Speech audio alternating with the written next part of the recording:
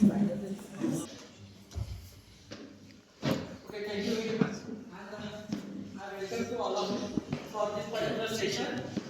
Optimization tool and technique for the decision making. Now, in day-to-day life, we are taking a numbers of decisions from starting of the early in the morning to the at the night. Now, in day-to-day life, we are taking numbers of decisions, and no one can ask why you take the decision. कि हमें कोई पूछता नहीं कि ये decision क्यों लिया, ये डिसीजन बराबर है, गलत है, सही है, whatever भी, क्या हमें कोई पूछता नहीं है. फिर कुछ दिनों के बाद या फिर कुछ टाइम के बाद हमको रियलाइज होता है कि हमने जो डिसीजन लिया है वो सही है, गलत है, क्लियर. लेकिन उसका फायदा नुकसान सोसाइटी को होता है, हमको होता है. But in industry when we take the decision, उसका एक वैलिड रीजन होना चाहिए. क्लियर. इंडस्ट्री में जब भी हम लोग डिसीजन लेते हैं उसका एक पर्टिकुलर वैलिड रीजन होना चाहिए, उसके पीछे की पूरी थ्योरी होनी चाहिए. क्योंकि जब भी हम लोग कन्वेयर करते हैं हायर अथॉरिटी को, मैनेजर को या फिर मैनेजमेंट को, तो पूछता है कि इसके पीछे की क्या स्टोरी. सपोज एक फॉर एग्जांपल, इसके पहले हमने एक आर्टिकल डिस्कशन किया था कि जेपी टेक्निक वाला, उसमें था कि कितना नंबर ऑफ प्रोडक्शन होना चाहिए. जैसे एक एग्जांपल लिया था कि पिचकारी का, कि सिग्नल प्रोडक्ट है कि उसमें हम लोग पर्टिकुलर जो पिचकारी का प्रोडक्शन करना है वो 100 क्वांटिटी में करना है, 200 में यानी 1000 क्वांटिटी में करना है कि 2000 क्वांटिटी में करना है. क्लियर.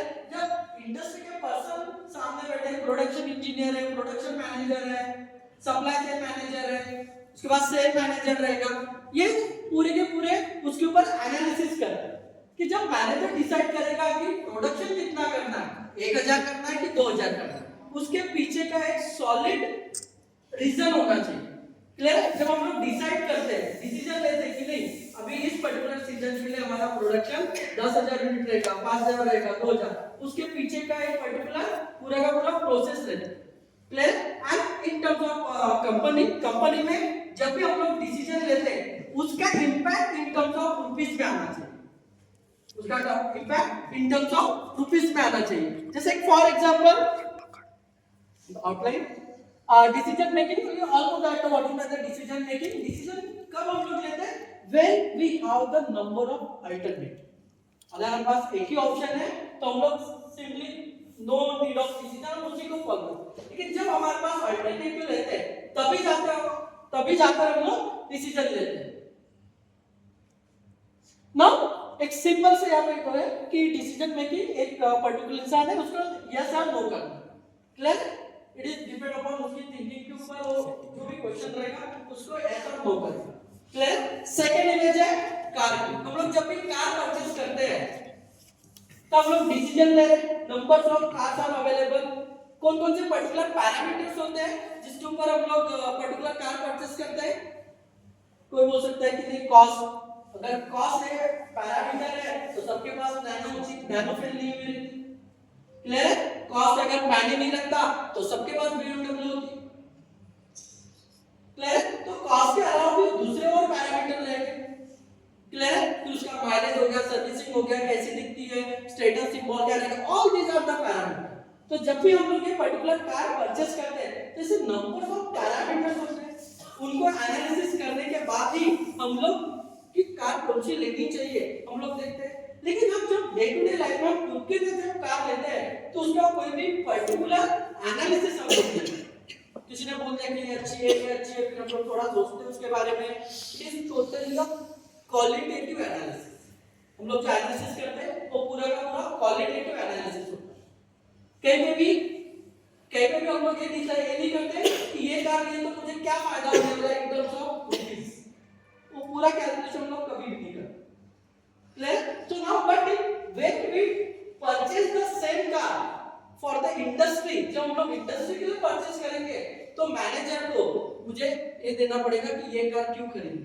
इस कार को अगर मेरे पास 4-5 कार के ऑप्शंस है, अगर मेरे पास फॉर्च्यूनर लेनी है, स्कॉर्पियो लेना है, या आपके महिंद्रा की एसयूवी लेनी है, व्हाटएवर भी, तो ये कार क्यों लेनी है उसका पूरा मुझे एनालिसिस देना पड़ेगा.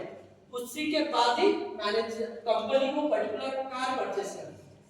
क्लियर. सो नाउ टोटली ये जितना भी आपको बताऊंगा ज्यादा थ्योरेटिकल नहीं, क्योंकि आप सब लोग उसके बारे में पहले से जानते हैं। जब मैं उसका सिर्फ एक आउटलाइन आपको आज के पर्टिकुलर सेशन में देने वाला हूँ कि कैसे क्या करते हैं हम लोग उस पर्टिकुलर परचेस के पहले जब भी डिसीजन लेते हैं हम लोग कि कैसे करते हैं। क्लियर? ये तो हो गया मैनेजर डिसीजन कि जब भी हायर अथॉरिटी को डिसीजन लेना होता है तो पूरा एनालिसिस करती है। एक सिंपल सा एग्जांपल मैं आपके इंडस्ट्री 4.0 में एप्लीकेशन में देना चाहता हूं। Something can you take the bottle, एक कोई भी बॉटल।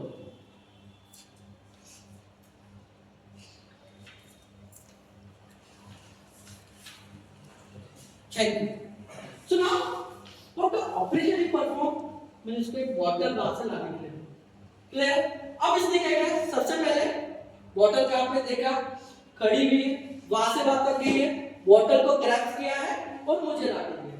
सो नाउ अगर मैं इसमें हम लोग इंडस्ट्री 4.0 के बात कर रहे हैं and beyond that industry 5.0, now decision making play a key role in the industry 5.0। Industry 5.0 में डिसीजन मेकिंग की रोल प्ले करता है। नाउ अगर इसमें एक रोबोट होता, ह्यूमनॉइड होता, व्हाट इज, उसने भी सेम टास्क परफॉर्म करना है, यहां से उठना है, यहां से वहां तक जाना है, बॉटल को ग्रैब करना है और मेरे पास आना है। Is it? So now human के इसमें ब्रेन नहीं है, इज इट? उसको पूरा प्रोग्रामिंग है। इसको मैंने जैसे बोला उसको पता चल गया कि बॉटल जाके सर को देना है। क्लियर? गई बात का। क्लियर? रोबोट भी वहां तक जाएगा, जो भी पर्टिकुलर डिस्टेंस रहेगा ट्रैवल करेगा, वहां तक ट्रैवल करेगा, आफ्टर दैट बॉटल को पकड़ेगा। क्लियर? नाउ यहां पे हमारा मल्टी क्राइटेरिया डिसीजन मेकिंग आ गया। नाउ जब भी वो बॉटल को ग्रैब करेगा, इसको पता है, इसके ब्रेन को पता है कि जो मैं बॉटल उठा रहा हूं उसकी साइज कितना है, उसकी क्वांटिटी कितना है, उतना ही प्रेशर हम लोग अप्लाई करेंगे। अगर वही की बॉटल 1 लीटर की थी तो इसका जो प्रेशर अप्लाई करना है वो ज्यादा हो जाएगा। 2 लीटर की है या फिर 5 लीटर की है तो प्रेशर और बढ़ जाएगा। क्लियर? ह्यूमन भी इजीली कर सकता है क्योंकि हमें उसकी आदत है, हमारा ब्रेन वैसे डेवलप हुआ है। बट रोबोट को, ह्यूमनॉइड को ये प्रोग्रामिंग करना पड़ेगा। अब ऐसे नंबर्स ऑफ टास्क रोबोट को करना पड़ेगा। क्लियर? इसलिए मैं हजारों प्रोग्रामिंग उसके अंदर नहीं डाल सकता। तो उसके लिए हम लोग जो एआई बोलते हैं, it is the part of AI, it is the part of multi criteria decision making, it is the part of AI कि बॉटल का साइज देखते हुए वेट करते कितना फोर्स अप्लाई करना है वो रोबोट डिसाइड करेगा, डिसीजन लेगा। क्लियर? ये हो गया इसका पार्ट ऑफ इंडस्ट्री 4.0। वो डिसाइड करेगा उसका साइज कितना है, वेट कितना है, उसके हिसाब से वो प्रेशर अप्लाई करेगा, फिर उसको पकड़ेगा और यहां पे। Clear? So these are the numbers of application of this multi criteria decision making tools and technique. So now these are the decision making engineering system. Numbers of alternative रहेगा, कभी हम लोग इसमें अप्लाई करेंगे, कंस्ट्रेंट रहेगा, cost रहेगा, optimisation, process of finding the best solution, optimisation, ये काफी वर्ड इसमें आता है, optimisation. Clear? So now in this particular optimisation we are minimise और मैक्सिमाइज द प्रॉफिट। क्लियर? ये कुछ पर्टिकुलर इसमें एक दो टर्म्स आते हैं, एक सेकंड में मैं इसको करता हूं। जैसे ऑप्टिमाइजेशन है, इसमें ऑब्जेक्टिव रहेगा कि मुझे जब प्रोडक्शन कॉस्ट है, प्रोडक्शन कॉस्ट को मुझे कम करना है, दैट इज मिनिमाइज। ऑब्जेक्टिव मेरा मिनिमाइज रहेगा। अगर मुझे प्रॉफिट है तो प्रॉफिट आपका मैक्सिमाइज रहेगा। Clear? There are some particular constraint रहती है उसमें, जैसे रिसोर्सेस है, लिमिटेशन है। जब भी हम लोग प्रोडक्शन करते हैं तो उसका टाइम लिमिटेड है। क्लियर? रिसोर्सेस अवेलेबल, जो समझो प्रोडक्शन करना है 10 मशीन है तो 10 मशीन के ऊपर ही बनता है। ऐसा कभी नहीं होगा कि आपके पास एक दिन में ऑर्डर जाता है कि आपने मैनेजर को बोल दिया या फिर कंपनी को, डायरेक्टर को बोला नहीं आप प्रोडक्शन ज्यादा है तो आप मुझे एक मशीन ला के नहीं, 10 है 10 के ऊपर ही काम करना। Clear? So this are the constraint. मेरे पास 10 वर्कर है, 10 वर्कर से ही काम करना पड़ेगा। एक शिफ्ट में 8 घंटे, उसमें भी utilisation shift according to the Indian standard 6.5 hour का ही यूटिलाइजेशन कर सकते हैं। क्लियर? उसके ज्यादा हम लोग वर्कर से काम नहीं कर सकते। So this are the limitations. Clear? Decision variable, जैसे अगर मुझे एक सादा पेन बनाना है तो उसमें डिसीजन वेरिएबल होता है आपका कि उसका प्लास्टिक, उसकी इंक एंड उसका पॉइंट। डिसीजन वेरिएबल हो, क्लियर। एंड गोल रहेगा कि उसका जो भी मेरे पास रिसोर्सेज अवेलेबल है, जो भी मेरे पास मशीन है, और उसको ऑप्टिमम यूज करके मैक्सिमम प्रॉफिट करना इन terms of industry. So now, why optimization for the FDP participant? Why we choose this particular topic in this particular FDP? Because we need to academician need the industry aligned teaching. like हम सबको industry से, क्योंकि हम जैसे doctor sir ने बोला है कि आप हमारा जो प्रोडक्ट है वो इंडस्ट्री में जाने वाला है, वो खुद की इंडस्ट्री डालेगा, हमारे इंडस्ट्री हिसाब से हम लोग को टीचिंग करनी है। Industry expect the data driven decision, industry का जो भी डिसीजन होता है डेटा के ऊपर है, कि हमने बोल दिया कि नहीं ये कर लो, नहीं कभी नहीं, डेटा के ऊपर ही उनका पर्टिकुलर डिसीजन होगा। Optimisation bridge the theory and practice, clear. Key requirement of industry 4.0 system, optimisation आपका की रिक्वायरमेंट है इंडस्ट्री 4.0 का। Now component of the optimization problem.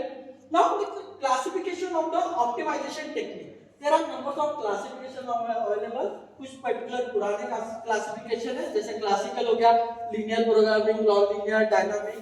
I think यहाँ पे जितने भी मैकेनिकल वाले या फिर IT के है, उनको ये पता है कि OR करके एक सब्जेक्ट आ रहा है, और IT के इसमें I think 7 से में पुराने सिलेबस में particular.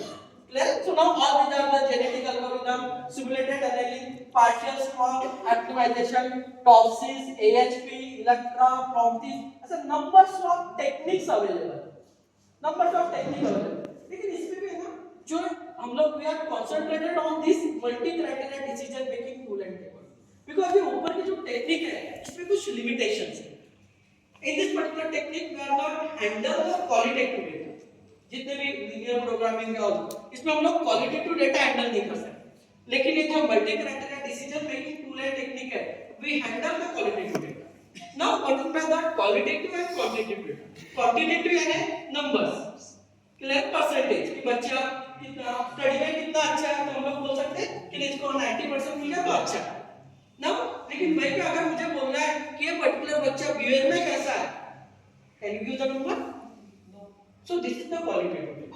अगर हम लोग बोले कि खाना कैसा है हमारा FDP का, आप बोले कि सर अच्छा है बुरा है, this is the qualitative, is it? So traditional that is the advanced optimization, theoretical algorithm हो गया, AND colony हो गया, simulation हो गया, MCDC हो गया, optimization and industry 4.0, clear? These are the both are the correlated, linked है कि स्मार्ट मैन्युफैक्चरिंग सिस्टम रहेगा, साइबर फिजिकल सिस्टम रहेगा, एआई ड्रिवन डिसीजन मेकिंग रहेगा, डिजिटल ट्विन रहेगा, प्रेडिक्टिव ऑप्टिमाइजेशन रहेगा, प्रेडिक्टिव मेंटेनेंस रहेगा, all these are the interrelated, industry 4.0 से interrelated रहेगा। नाउ इंडस्ट्री डिसीजन एरिया है, कौन कौन से पर्टिकुलर डिसीजन एरिया तो इंडस्ट्री 4.0 में हम लोग लेते हैं कि प्रोडक्शन प्लानिंग हो गया, शेड्यूलिंग हो गया, एनर्जी ऑप्टिमाइजेशन हो गया, predictive maintenance, supply chain, quality control, warehouse हो गया। All these are the area, industry 4.0 के एरिया है जिससे हम लोग डिसीजन लेते हैं कि प्रोडक्शन कितना करना है, शेड्यूलिंग कैसी करनी है, clear. So now this are the flow chart on which optimisation based decision making. सबसे पहले problem identify, data collection, model formation, after that optimization algorithm, based decision and implementation. These are the particular flow chart. Case study, एक particular case study है कि अगर मुझे minimize करना है production cost, तो इसमें constraint होते हैं मेरे कि machine capacity and demand, कि अगर मुझे production की cost को कम करना है, production cost को कम करना है, तो मुझे production बढ़ाना होगा। देखो उसमें कंस्ट्रेंट आते हैं मेरे कि मशीन की कैपेसिटी कितनी और डिमांड कितनी, मैं प्रोडक्शन बना रहा हूं कि डिमांड ही नहीं, क्लियर। सो टूल यूज, इसमें हम लोग लीनियर प्रोग्रामिंग यूज कर सकते हैं, क्लियर, क्योंकि इसमें कोई क्वालिटेटिव डेटा नहीं है। तो इन दैट पर्टिकुलर जब भी मुझे मिनिमम प्रोडक्शन कॉस्ट करनी है तो लीनियर प्रोग्रामिंग का प्रॉब्लम आप लोग और टेक्निक यूज कीजिए, आपको मिल जाएगा। सो नाउ इसका आउटपुट क्या रहेगा लीनियर प्रोग्रामिंग यूज करने से? जो भी प्रोडक्शन कॉस्ट होगी 10 to 20% of the production cost are reduced, 12 से 15% का कॉस्ट आपकी उसमें रिड्यूस होती है। यानी आपने देखा होगा कि प्रोडक्शन कॉस्ट कंपनी में इन टर्म्स ऑफ करोड़ होता है। अगर 10-15 करोड़ उसकी कॉस्ट है तो उसमें से 1-2 करोड़ तो ऐसे ही आपका कम हो जाएगा। तो काफी बड़ा इम्पैक्ट है आपके इसके डिसीजन मेकिंग पैरामीटर का। इसमें हम जो बेसिकली इसमें हम लोग लीनियर प्रोग्रामिंग यूज करते हैं। प्रिडिक्टिव मेंटेनेंस है, इसमें भी हम लोग कर सकते हैं। सप्लाई चेन का ऑप्टिमाइजेशन है कि सप्लाई चेन मैनेजमेंट कहाँ से लेना है, क्या एक आई थिंक नरेंद्र सर ने इनॉग्रेशन में बताया था कि ईआरपी और सैप कि ईआरपी एक्चुअली उसमें होता है कि एक पर्टिकुलर प्रोडक्ट अगर जैसे मुझे सिंपल सा है कि पेन में अगर मैन्युफैक्चर कर रहा हूं तो मैं पेन मैन्युफैक्चर करने के लिए मुझे एक पर्टिकुलर मटेरियल लगेगा, raw material that is the plastic के ग्रैन्युअल लगेंगे, सेकंड इंक लगेगी and third one is the ऊपर की जो पिन होती है पॉइंटर वो लगेगी।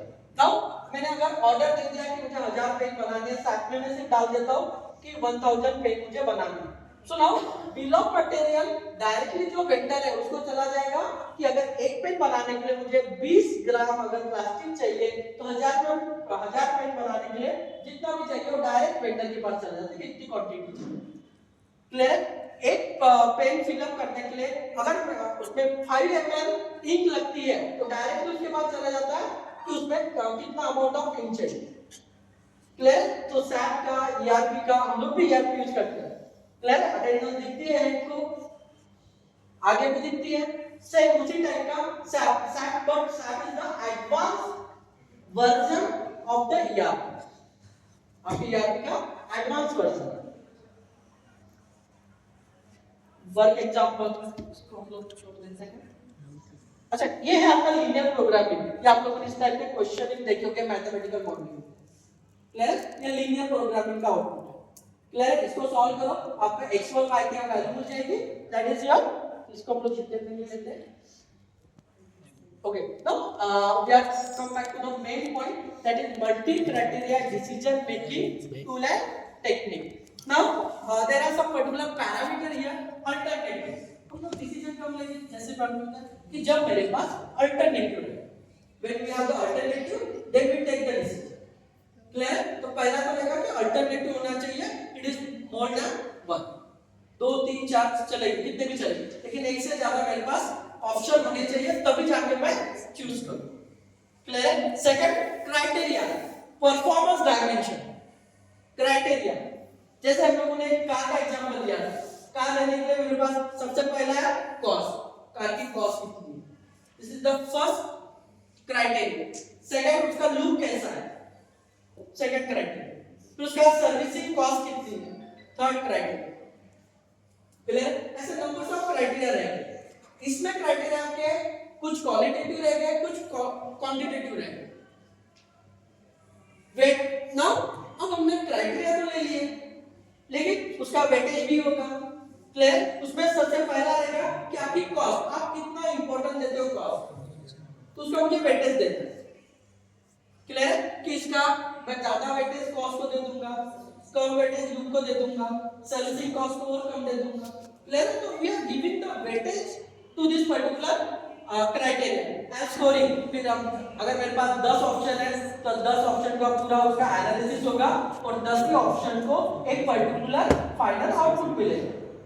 10 ही ऑप्शन और जिसको सबसे ज्यादा आ गया उसको हम लोग सिलेक्ट करेंगे। Clear? So now these are the step of the MCDC कि एक पर्टिकुलर डिसीजन मैट्रिक्स बनाते हैं, नॉर्मलाइज करते हैं उस पर्टिकुलर मैट्रिक्स को, after that apply the criteria weight and calculate the score and rank. these are the some particular steps that we are following the MCDC. Now we are just looking the one example of the MCDC, that is prompting. हमारे पास numbers of techniques है, software है, fuzzy logics है। एक आपकी prompting करके आती है, organisation method for enrichment evolution, standard the qualitative as well as the quantitative data, दोनों डेटा हो। So what is the prompting? It is the outranking developed by the function over the pairwise comparison कि work कैसे करते हैं।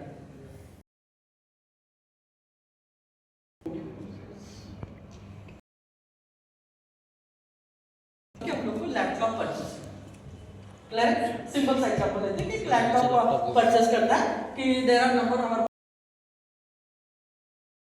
Laptop A B C and D price given है clear after that processor given है RAM given है battery given है processor कितना है क्लियर और उसके हिसाब से उसकी हम लोगों ने हम लोगों को एक अगर कोई भी एक पर्टिकुलर लैपटॉप सिलेक्ट करना है तो ना हम लोग प्राइस कितनी इसकी प्रोसेसर कितना है रैम कितनी है फिर और उसका बैटरी का बैकअप कितना है। नाउ नेक्स्ट वन क्या हो गया हमारे पास अल्टरनेटिव नाउ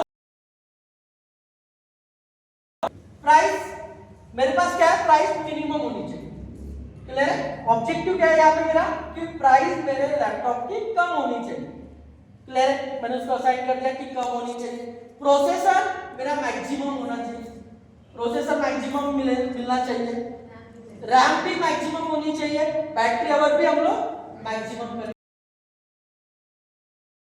ये ऑब्जेक्टिव हमारा लैपटॉप लेने का नाउ नेक्स्ट वन वेट हम यहाँ पे वेट दे रहे हैं क्लियर है कि प्राइस को कितना वेट दे रहे हैं ऐसा तो नहीं या तो हम लोग सबको इक्वल वेट दे सकते हैं या फिर इसको कम ज्यादा भी कर सकते हैं now we are giving the weightage to the price कि मेरा जो प्राइस रहेगी वो 30% मैंने वेटेज दे दिया कि इंपॉर्टेंस दे दिया weight that means the important इसको मैंने एक पर्टिकुलर इंपॉर्टेंट दे दिया क्लियर प्रोसेसर को 25% दे दिया नाउ रैम को भी 25% एंड बैटरी को 20%। नाउ ये जो वेटेज होगा उसकी जो एडिशन रहेगी वो मेरी 1 आनी चाहिए दैट इज 100%। क्लियर तो हम लोग मैन्युअली दे सकते हैं या फिर सर्वे कर सकते हैं। नाइन टाइप में जब भी हम लोग पर्टिकुलर प्रोग्रामिंग करते हैं तो उसमें टाइप देना पड़ता है लीनियर यूजुअल लीनियर लीनियर रहेगा कि अगर मेरी लैपटॉप की कॉस्ट इंक्रीज हो रही है या डिक्रीज हो रही है तो जो अदर पैरामीटर मेरे कम ज्यादा होगा लीनियर क्लियर तो ये होगा मेरा पर्टिकुलर मैट्रिक्स क्लियर है this is the normalisation matrix. Now अब कंपैरिजन का कि मेरे पास चार पर्टिकुलर ऑप्शंस हैं ये जो मेरे पास चार ऑप्शन है इसका पेयरवाइज कंपैरिजन कि लैपटॉप ए के साथ कैसे क्या है उसका हम लोग उसको वैल्यू देते हैं 2 for the better 1 for the normal and 0 for the एक नॉर्मलाइज करके उसको वैल्यू देते हैं उसका एक मैथमेटिक्स बॉक्स मिल जाए क्लियर इसका मैं ज्यादा इसमें मैथमेटिकल में नहीं डिटेल में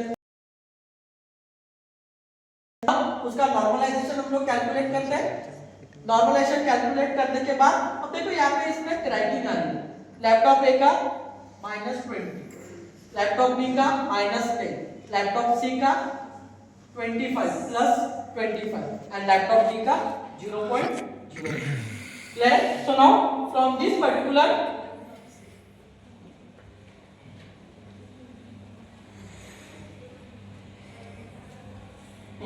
now from this particular matrix we are selecting this one laptop clear laptop C मेरा बेटर है उसमें फिर हम दे रहे कि लैपटॉप C मेरा बेस्ट चॉइस है अगर ये भी पॉसिबल नहीं है तो उसके बाद लैपटॉप डी उसके बाद की वैल्यू क्लियर है कि गुड अल्टरनेटिव है कि पहला आपके पास कुछ पर्टिकुलर प्रॉब्लम से नहीं हो सकता है तो फिर सेकंड पे जाओ फिर लैपटॉप बी मॉडरेट ऑप्शन और लैपटॉप ये सबसे लास्ट वाला option clear so this are the particular method by which decision are taken कि जब भी हम लोग प्रोग्रामिंग करते हैं रोबोट करता है all this are the decision ये जो मैंने पूरा मैथमेटिकल मॉडलिंग आप लोग को बताया ये पूरा विद इन द सेकंड वो एग्जीक्यूट करते हैं इसके कुछ पर्टिकुलर फॉर्मूलेज हैं विद इन द सेकंड वो एग्जीक्यूट करता है वो डायरेक्टली हमको ये फाइनल आंसर देते हैं।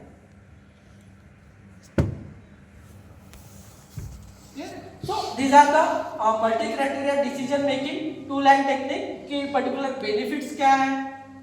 Now there are numbers of benefit, fast and accurate decision होता है, within the second इसका execution होता है। एक प्रोम्प्टी करके सॉफ्टवेयर आता है, आप उसमें वैल्यू डाल दो, डायरेक्ट विदिन द सेकंड ये पूरा एनालिसिस करता है। रिसोर्सेस एफिशिएंसी होती है, cost and energy saving, competitive advantages है, नंबर्स ऑफ एडवांटेजेस है। Now how faculty can integrate this into the teaching. Teaching में फैकल्टी कैसे इसको इंटीग्रेट कर सकती है। Use the industry based problem. जब भी इंडस्ट्री में डिसीजन लेना, all these are used at this particular tool and technique. So you can introduce this particular topic to your students. ये ऐसा भी इंडस्ट्री में करते हैं। क्लियर? नाउ सॉफ्टवेयर के टूल्स है, मैटलैब है, एक्सेल सॉल्वर है, ये भी हम लोग उसका एग्जीक्यूशन कर सकते हैं। मिनी प्रोजेक्ट्स हो गया, केस स्टडीज हो गया, numbers of research papers are available. उसमें से प्रॉब्लम लेके बच्चों को हम लोग मिनी प्रोजेक्ट्स हो गया, केस स्टडी है, इससे हम लोग कर सकते हैं। क्लियर? इंटरडिसिप्लिनरी अप्रोच है। It is not related to the only mechanical, interdisciplinary. Key takeaway from this particular topic, optimization is the core to smart decision making. Second, essential for the industry 4.0 readiness. मैंने इसके पहले बोला कि industry 4.0 के ऊपर भी जैसे बाहर के कंट्रीज में इंडस्ट्री 5.0 में काम चालू है, तो उसके लिए बेसिक आपका डिसीजन मेकिंग ही रहेगा। क्योंकि हम लोग इंडस्ट्री 4.0 में पूरा ऑटोमेशन कर रहे हैं, फुल ऑटोमेशन, लेकिन तब भी डिसीजन मेकिंग पावर हमारे पास है, ह्यूमन बीइंग के पास। लेकिन आगे जाके वही पावर कंप्यूटर के पास होगी। उसमें यही पर्टिकुलर मल्टी क्राइटेरिया एनसीडीसी वाले टूल एंड टेक्निक यूज होंगे। Combine engineers, data and algorithm, strong relevance for the teaching and research. Research में सबसे इंपॉर्टेंट आपका ये होता है कि रिसर्च में कि आपने ये सिलेक्ट क्यों किया। बेसिक्स क्वेश्चन भी होता है, why you choose this particular topic, कि यही कितना किया डिजाइन करने यही किया, दिस इज द। इसमें पूरा क्वालिटेटिव आता है कि कितना परसेंटेज, कितना वेटेज हम लोग यूज। क्लियर है? So thank you.